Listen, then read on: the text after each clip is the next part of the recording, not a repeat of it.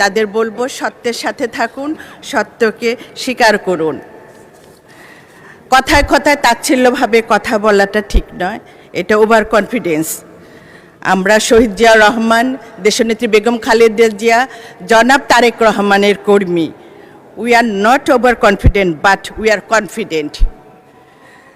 আমরা দেশকে এবং দেশের মানুষকে সেবা দিতে এসেছি। আমরা রাতারাতি এই মহান সংসদে আসি নাই। আমাদের দৃশ্যমান পরিচয় ছিল, আছে এবং থাকবে।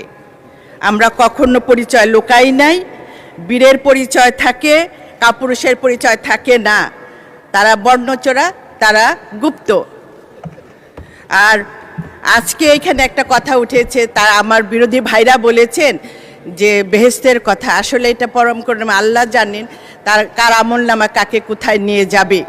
কিন্তু আমরা বেচা কেনার মধ্যে ছিলাম না। আমরা কি বেঁচে, আমরা আমাদের দেশপ্রেম, আমাদের ঠিকানা